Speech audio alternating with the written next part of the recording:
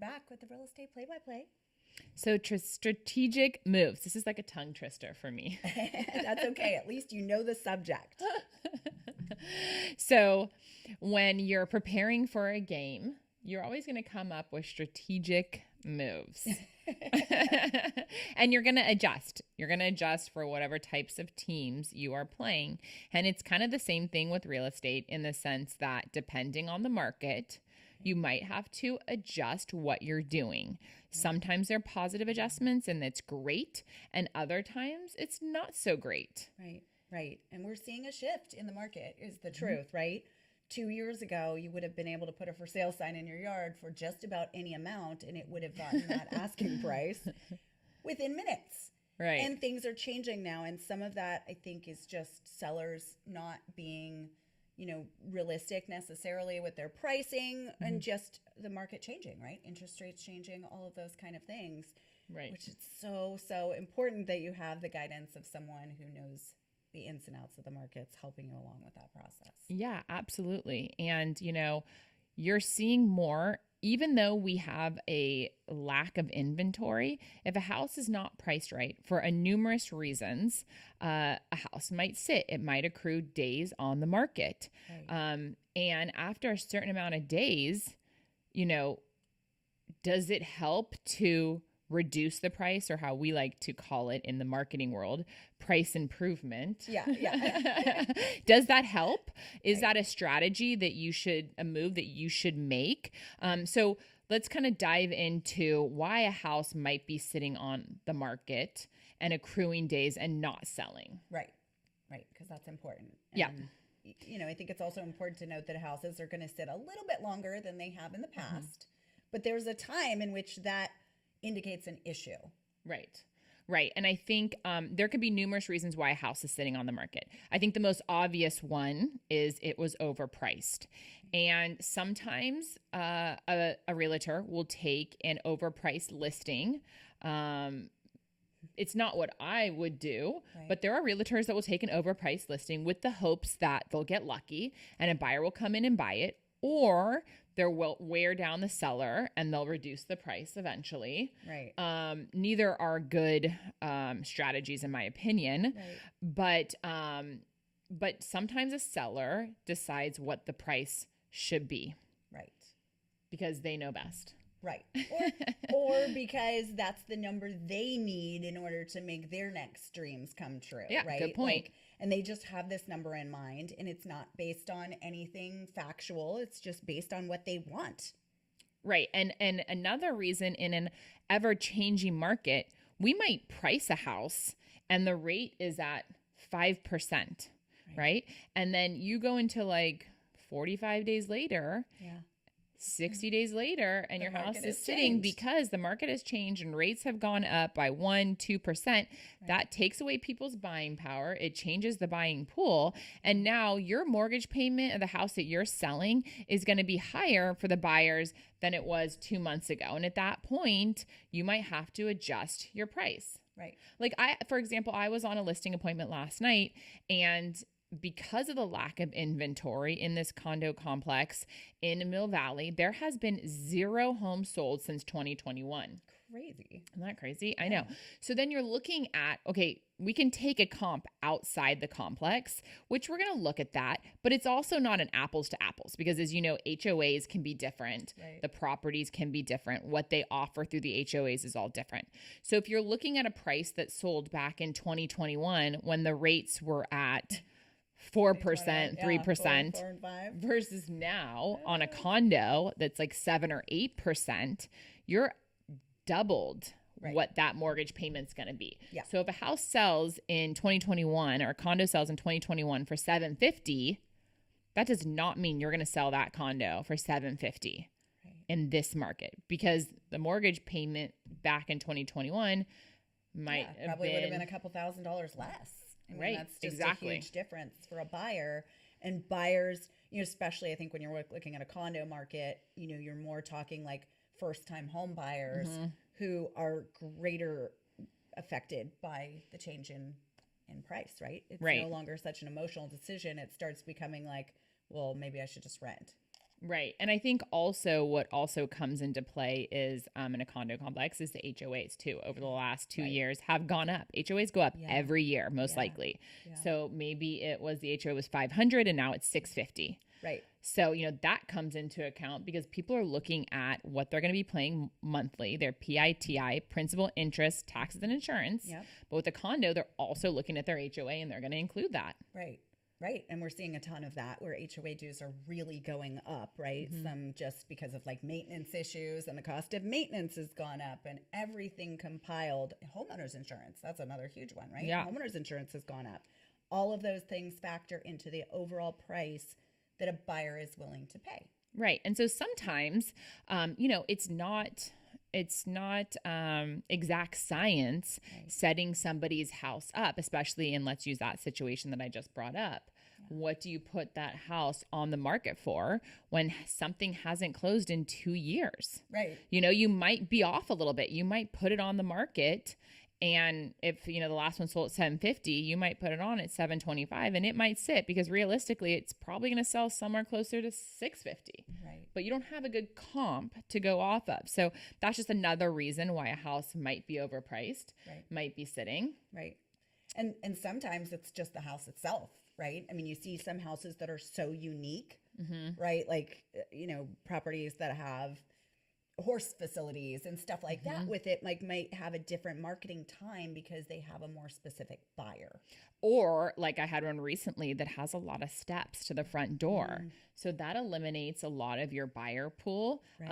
An older person is not going to want to buy a house no matter how amazing it is and how great the views are if there's 40 steps to the front door. Right. So, you can't use that house in comparison to a house that just closed next door that has no steps. Right. It doesn't work that way. Right. And so, it's really, it's kind of interesting, but it definitely is, you have to kind of test the market and see.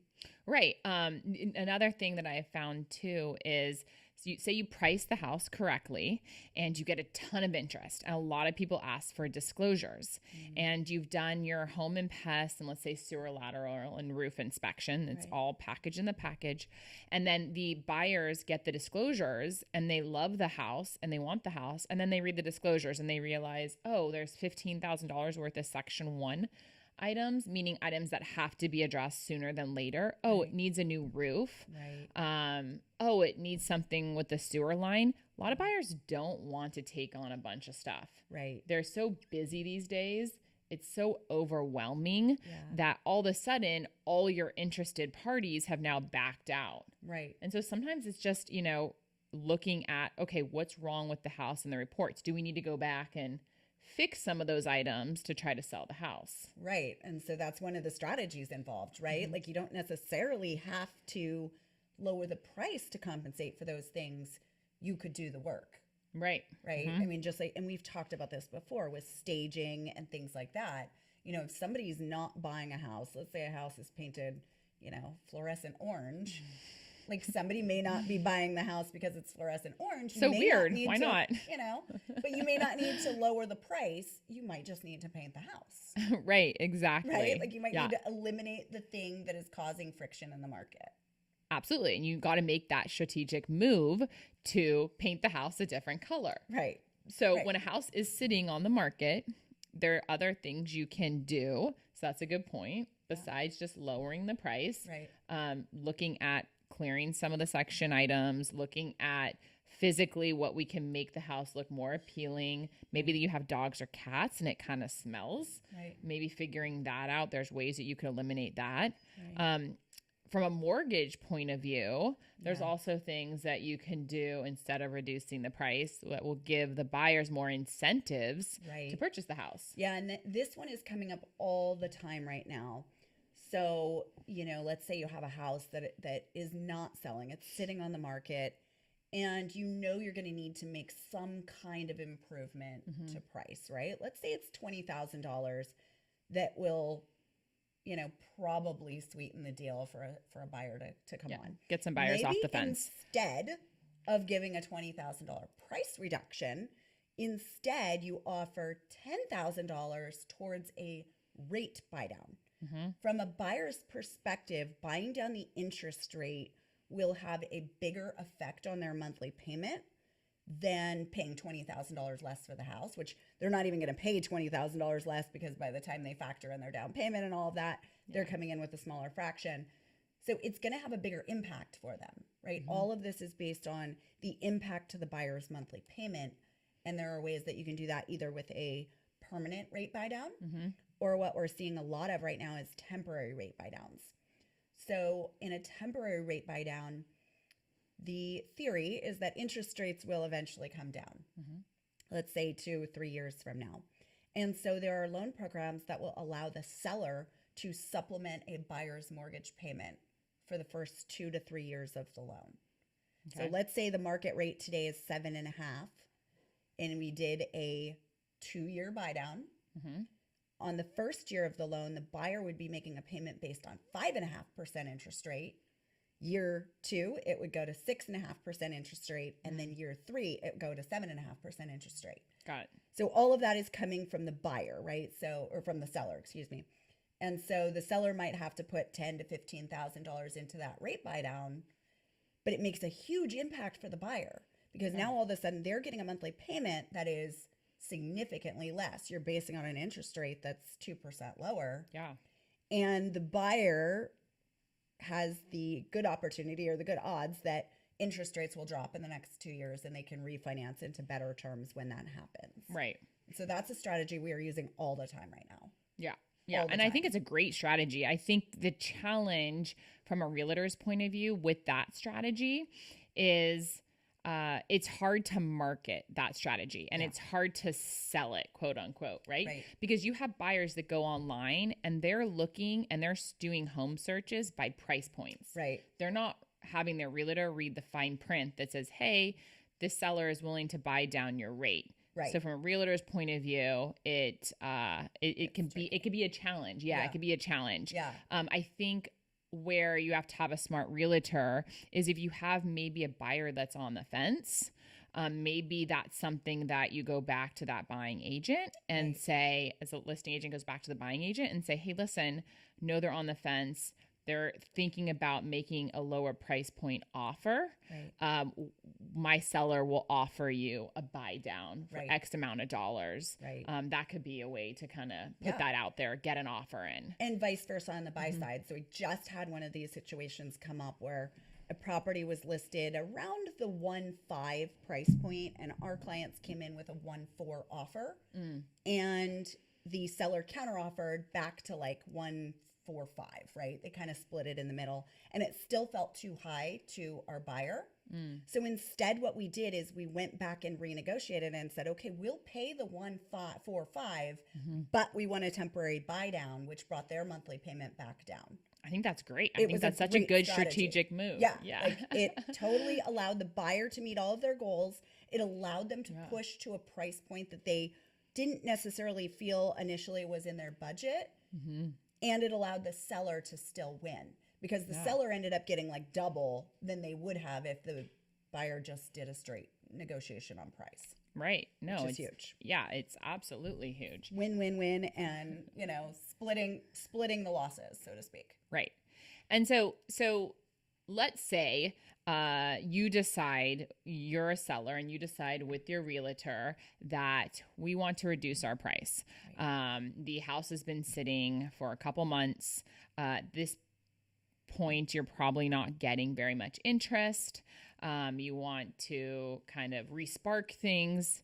And so you speak to your realtor and you come up with a price adjustment or marketing price improvement. And you reduce your price. How does that help a seller? Well, I'll tell you how that helps a seller. Once you reduce your purchase price on the MLS resets it. And so it will go to the top of everyone's searches that has looked at that property. That's one.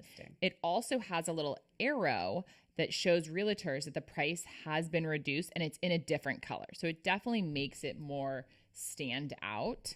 Now, is there a limit to that? Like, can you lower it $1 and have it show up? That's actually a great question. I don't think there is a limit to that. And I've never seen somebody reduce $1. Maybe I should try, like Try that. All of Christy's listings next week are dropped by $1. Such a deal.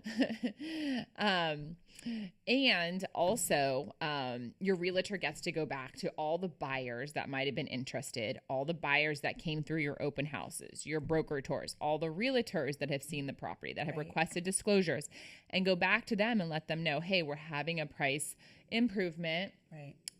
You know, get some buyers off the fence to make that offer. Right. It also just like increases, in some instances, the seller's negotiating tools. Because if you reduce your price, depending on how much you reduce it, for example, I had one property that we did a significant price reduction with the hopes of getting multiple offers to drive the price back up a little bit. Oh, interesting. You know? So that's a great strategic move, right? So you're dropping it even lower than you expect to get, which then fuels some competitive urgency within the market. Yeah, absolutely. And you're going to sell it right away. Yeah. You know, because you got to think as a seller, you have those carrying costs, those monthly carrying costs, right? So you're paying the mortgage fees. If you're in a condo or a townhome with HOAs, you're carrying the HOA fees. Yeah. If you have it staged, you paying for the staging. After 2 months, you either have to get rid of the staging or you renegotiate the contract for another 30 days. So now you're paying your monthly payment, your HOA staging fees, the PG&E utilities that still have to stay on while you're selling it. And that's all assuming that you've moved out of the property, which means you're probably paying another housing payment. Right. And let's say you haven't moved out of the property. How much is it costing you on your next purchase with interest rates rising? Right. I mean, that's what I tell people on my side, right? If they have a house to sell before they buy and they're holding on to get an extra, let's call it $25,000 on price. But while they wait for that, the interest rates have gone up another %. Like, does that math? It just like it ends up doesn't make costing sense. You more in the end.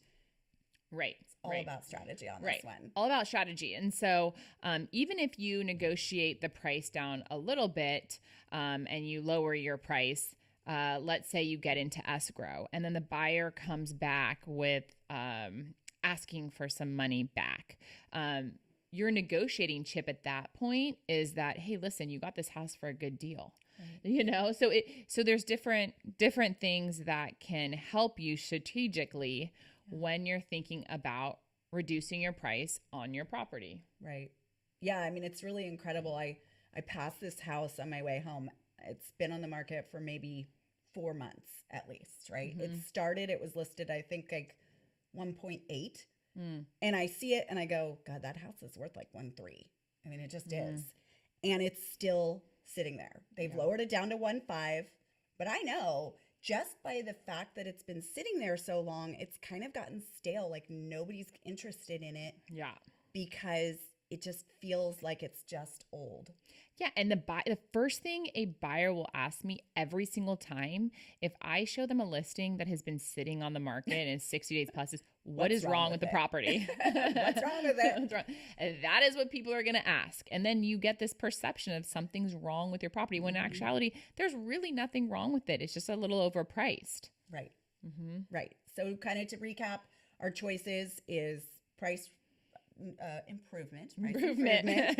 And sometimes a price improvement big enough to really spur some competitiveness that brings the price even back up higher than that. Right. Or making some corrections to things, right? Doing some repair work, making some cosmetic changes, and or being really creative with your financing options. Yeah. You definitely have options as a seller. It's really important, to get with your team, your mortgage broker, your realtor, and really come up with a good strategic plan moving forward to sell your house so that you're not having extra carrying costs, especially in an evolving market. 100%. Yep. All right, guys. Real estate play-by-play. Cheers. Cheers.